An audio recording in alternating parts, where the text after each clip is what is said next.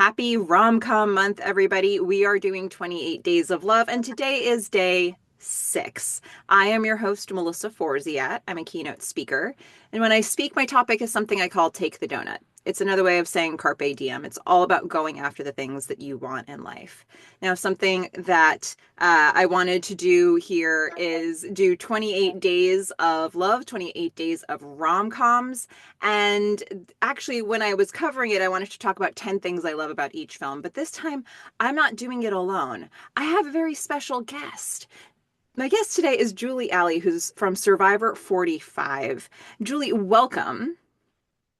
Oh, I'm excited to be here. And we got a good movie. Oh, we've got some good ones. This is going to be such a blast. First of all, we're going to talk about Say Anything. And of course, this is a Take the Donut challenge for me. I said I want to do 28 days of love, and whoever wants to join me is welcome to join me. And here you are, but here's everybody else as well. So first, we need to sort of get introduced to you. What's your background with this film? Why choose this film without giving away any of your top favorite things about it?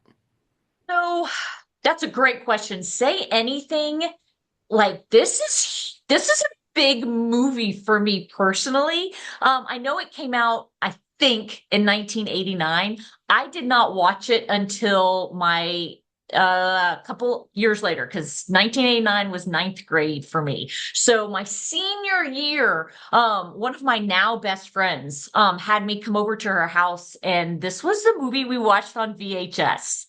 And like we still quote this movie. Like this, I know I just aged myself, but that's fine. So it's no, it's a big, big movie in my life. What a big deal this film is.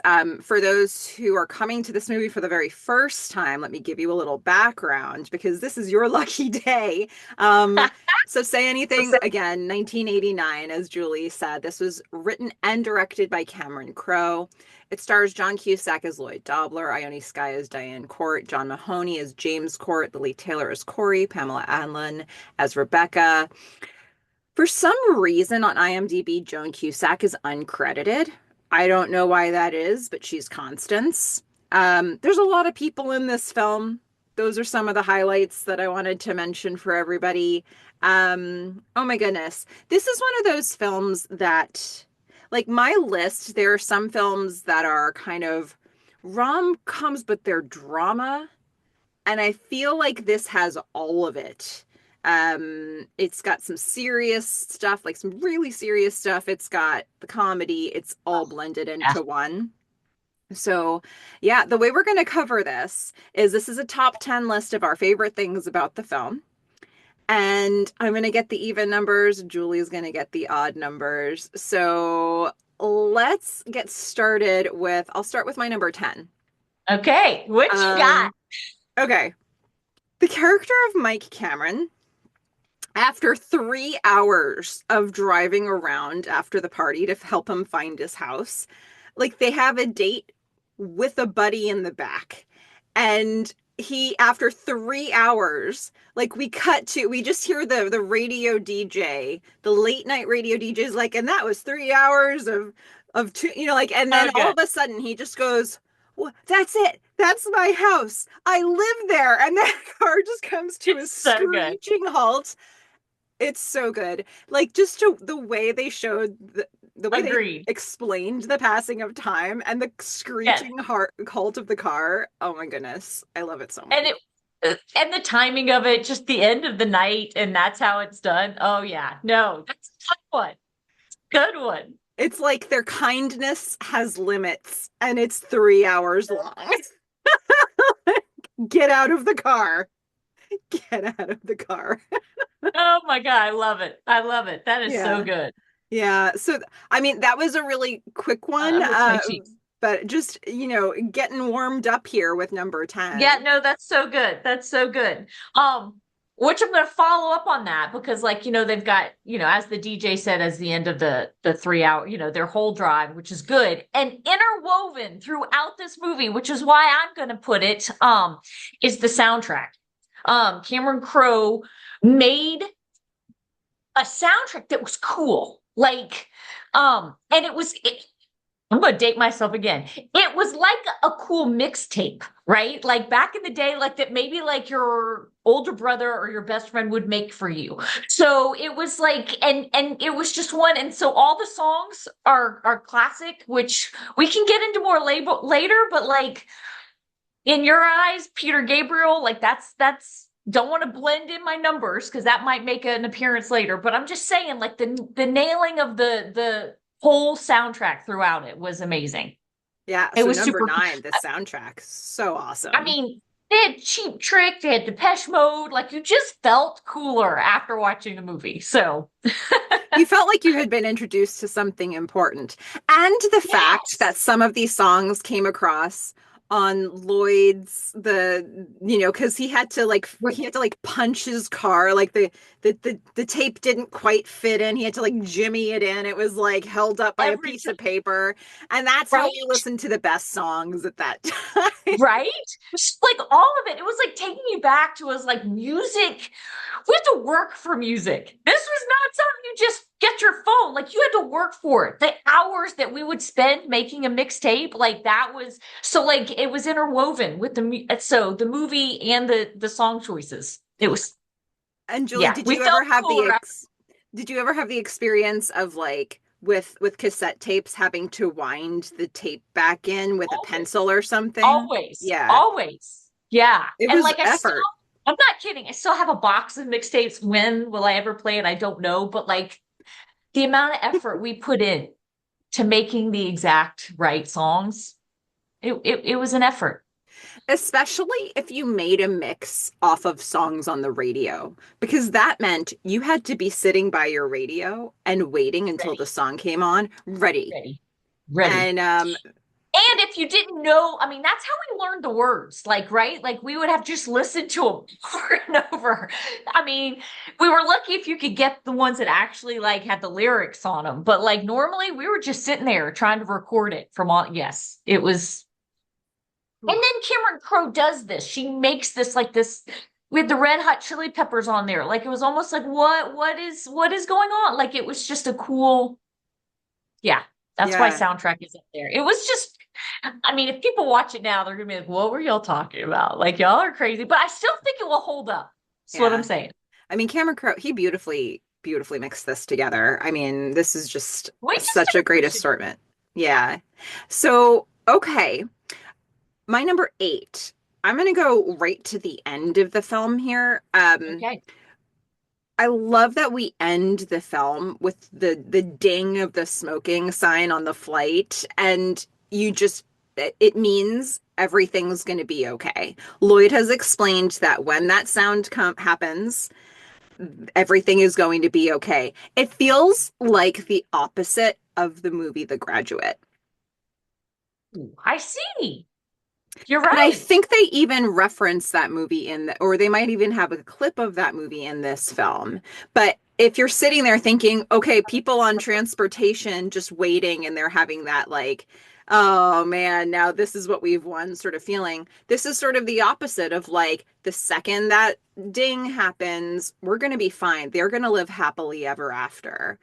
And so just something about that, just the very like it's a shorthand that they've given to us at the audience to just feel good at the end of the movie. I love that. I love that because they do tie it, her at the beginning talking about when she was younger and on a flight. Yeah, it was a good way to tie the end.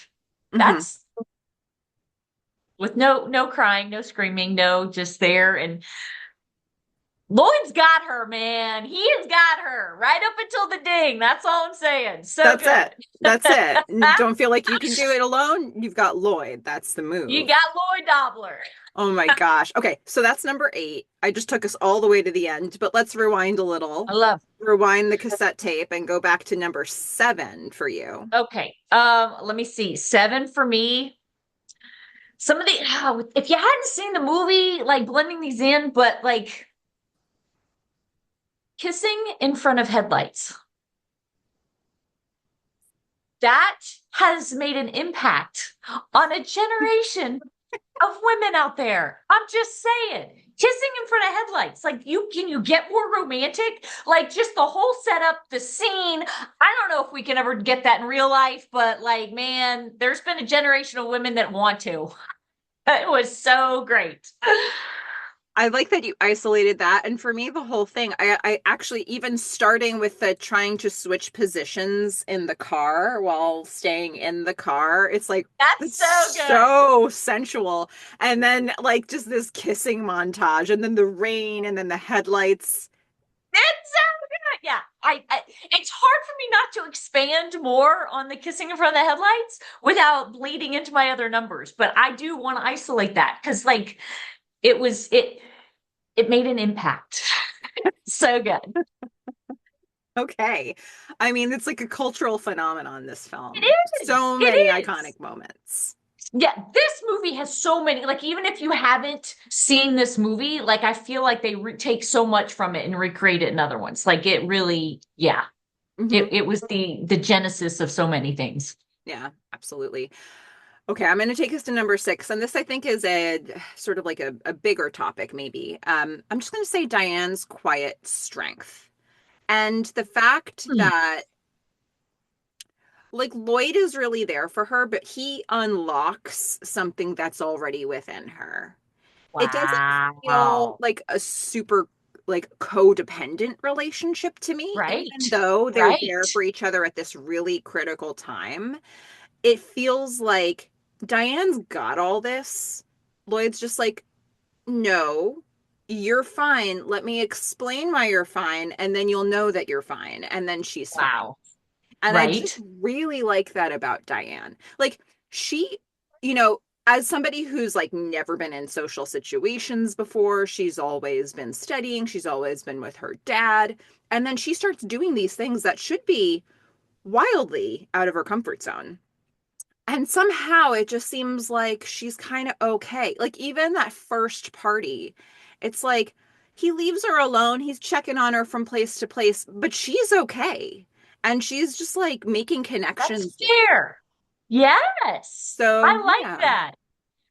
Oh, that party scene. I don't have it as one of my numbers. I don't know if you do, but him checking in on her, like, it's so good. Like, I like that. Like, he's not too clingy. This is what he's been waiting on. And all he does is he keeps his eye on her, make sure she's good. And you're right. She's still good. It almost like he creates the space for her to be okay because he's like, no, Ooh. you got this.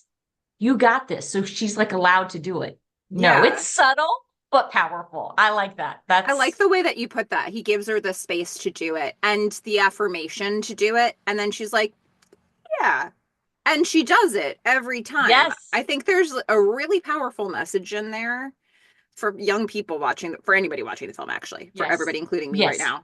now. And it feels like, yeah, it's within you already. Maybe Yeah. just like unleash it, and then Right.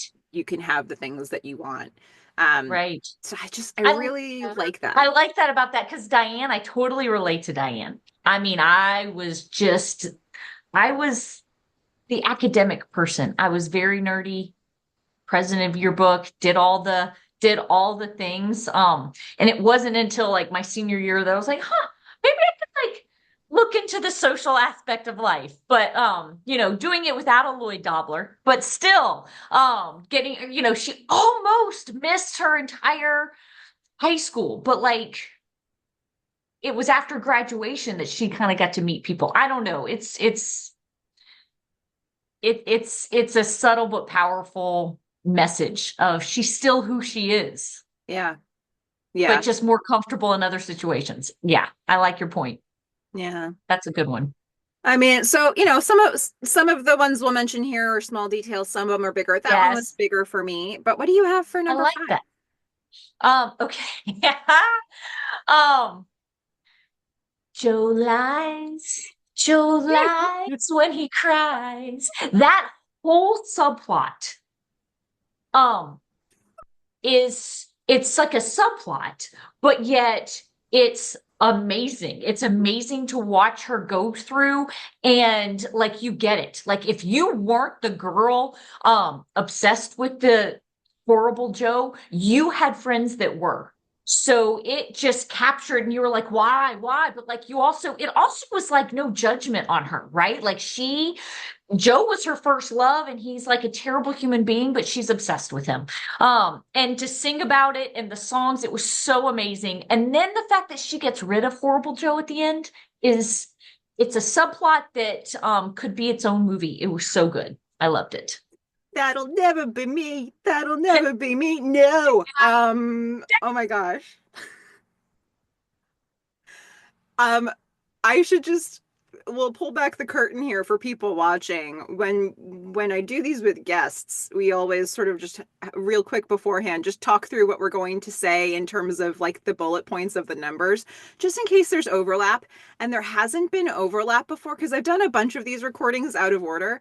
There hasn't been overlap except until now. And Julie and I had two that are overlapped, and one of them was this. And so I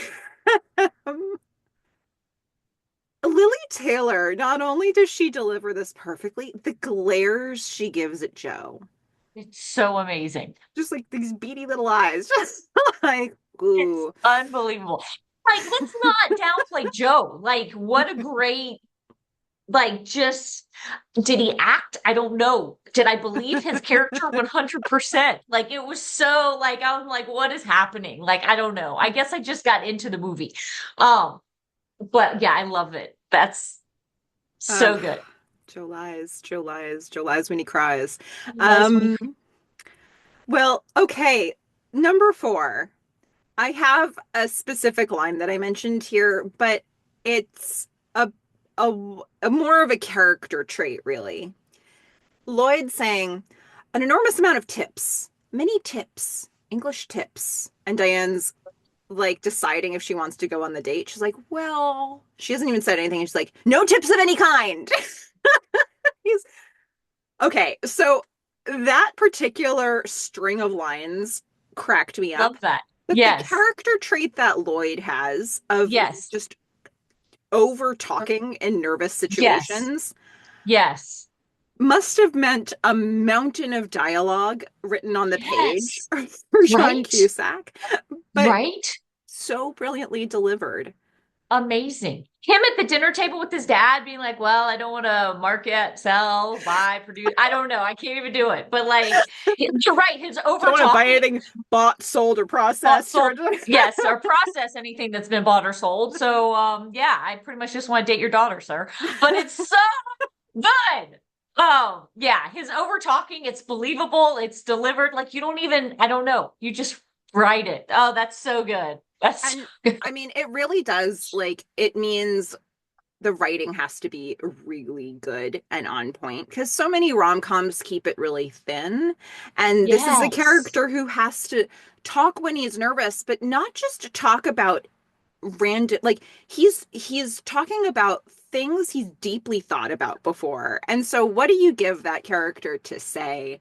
And then you get John Cusack making it sound so like earnest every time. You know, everything he says feels important to him and feels Yes. important to me.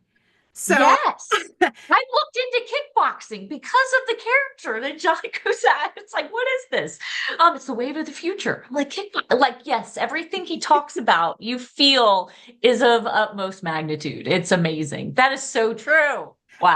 and then Good point. Diane can sum it up for us later. She's like, I mean, he's weird, but he's, you know, like it's weird, but it's like you have to be drawn in by it. And Diane Yes. is drawn in by it, but so am I, quite frankly. Yes.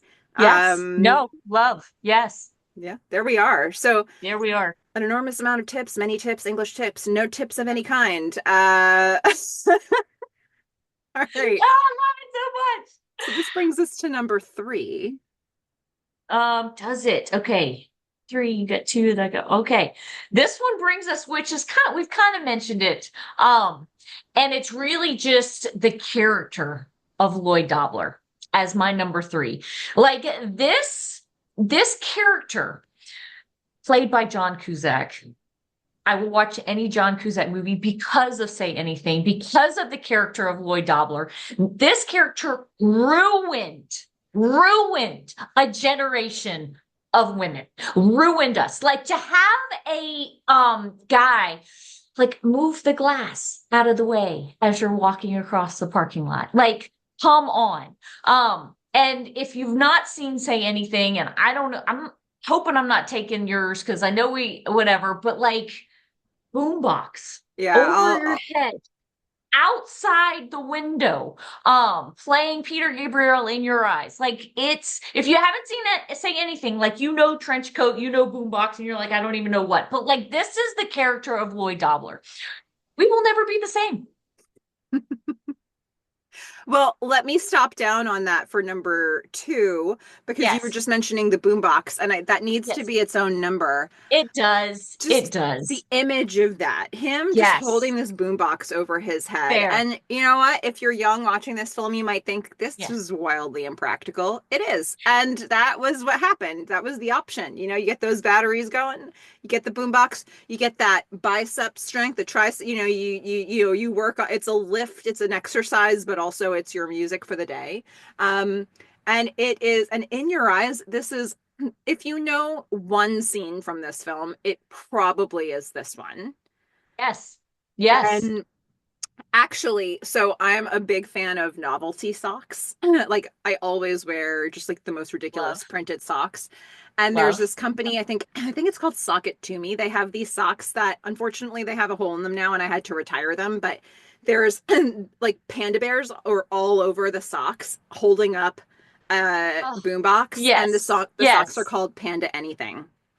Oh, let's go. Let's go. All right. That's so good. There's going to be a run on Panda Anything socks. It's Sock It To Me after this I video, I love it. think. I Oh my love it. goodness. I want them. I am gonna go look. That's amazing. Because you're right. It has to hold its own because that is. I don't know if it's even the cover of it or not, but like that's what you think of. Um, I mean, trench coats have not had the best of luck since then, but like maybe they're coming back now. Like it's been years, but like him and that in the boombox, so good. Yeah, and Well done. I also think something about that scene because it comes on the back of him being like, I'm not doing this again. I'm not making a fool of myself like this again. And then there he is, cut to him holding the boombox just so she knows he's there. Yep. It's like in another And film, it could be too much, but in this, he has agreed. correctly assessed the situation. You Agreed. know, she And does in what's fact have feelings still. yes, but also to follow up on that, in another movie, like it could be too much, but here she doesn't go to the window. Like, turn back over in her bed, listening to it. And I'm like, that is dying out there. And she just turned, so it was over the top and still doesn't break her yet. So that's why I'm like, yeah, it's I sometimes the wonder how movie, long John Cusack in actual like life had to hold that boombox over his head to right? film this scene Right. because they didn't And have any he's dialogue, but you can see him like, come on. Like, no dialogue, and yet you felt everything that facial reaction was giving you. Like, mhm. He's like so willing well done. her to come to the window. Yeah. Yep. Yep. Amazing. Boombox. Oh my goodness. I mean, how do we top that? Well, we've got your number one. So this one leads into that, I think, because, and this, I love that we both have this, but like him doing that boombox, her not turning over, like even going to the window. And so, like in this, so my number one is the quote, which I feel like needs to stand on its own is, I gave her my heart. She gave me a pen. Like, and there it is. Like, and if you go back and watch this movie, you're gonna be like, "Are you kidding me?" But no, like that quote is so relatable. Like, it still comes up today. And it hurts as much watching it. I mean, he's like done everything for her, and she's like, it's like the best classic. Instead of saying "I love you," and then whatever funny reply someone else has, like that has been standard through all thank you. I don't know. All the other movies that have their reply. And she gives him a pin. So it sums it up, but in such a good way. Yeah. Um, so when we were talking through our lists before this, and you were like, I gave her my heart, she gave me a pen. My mouth dropped open. I was like, somebody else. That was my number one That's because amazing. I if I could tell you, Julie, how many times I've actually like recently referenced this in I content, believe in podcasts, in conversation, if I anybody believe ever you. heard me say this and didn't know why it was happening, Right. it was because Right. of this movie. I believe you. Yes, And because it's so relatable. he's so pathetic when he says she gave me a heart. I gave her my heart. She gave me a pen. Um, and coupled with the look he gives the pen when she gives it to him. Like, shout Mm. out to that look. She Uh, puts the pen on the dashboard and he looks at it with such disgust. Like, he's not having it, you know? And it's not a good move from her. Uh it's so bad. yeah. But you know what?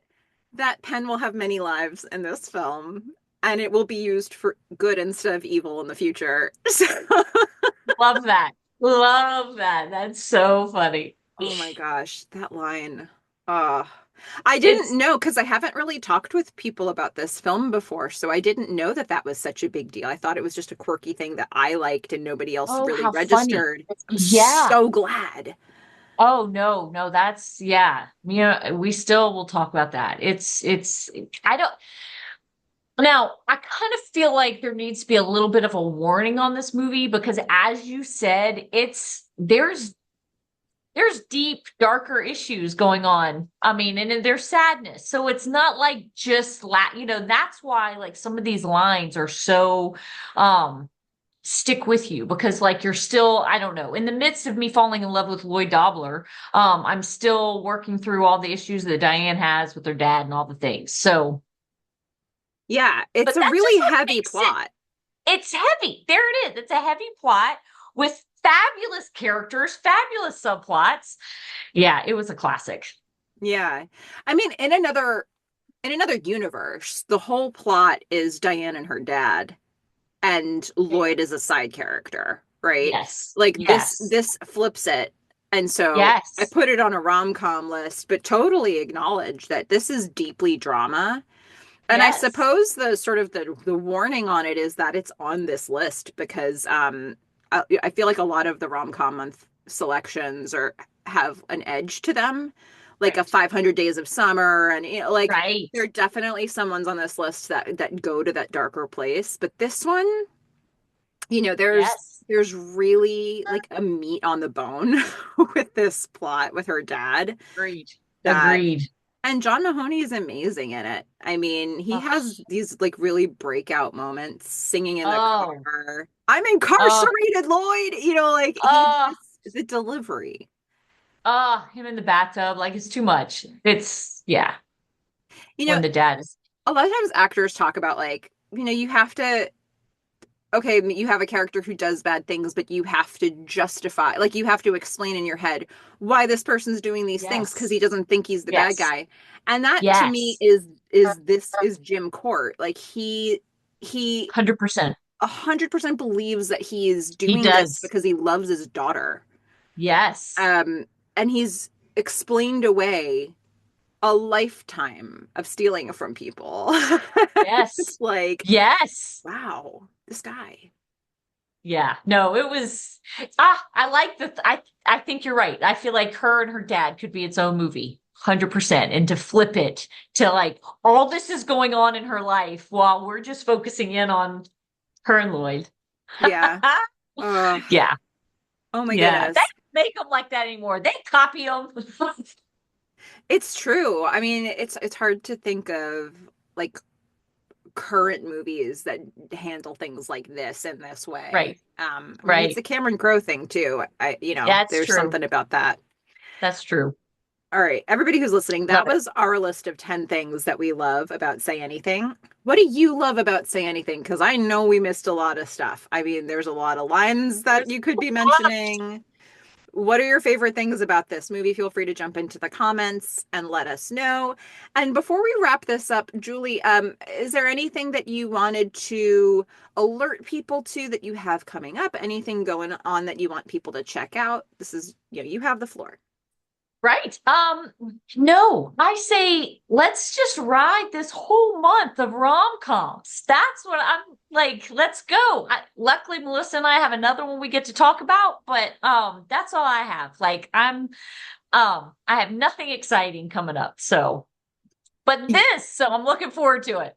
Yeah, well, that's a great segue because Julie, you're coming back to cover Can't Buy Me Love with me for February 21st. So everybody needs to I check am. that out. And that's going to be really exciting. And the Yes. next film that we're covering here for Rom-Com Month, it's going to be day 7. We're going to talk about the movie Burlesque. Again, I don't know if this is traditionally considered a rom-com, but there's romance and there's comedy. It's fun. I love it.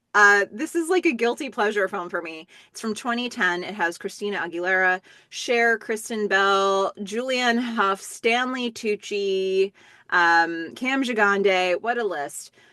And I'm not going to be covering that one alone either. I haven't actually recorded it yet, but I'm very soon going to be talking with some number of real life burlesque performers.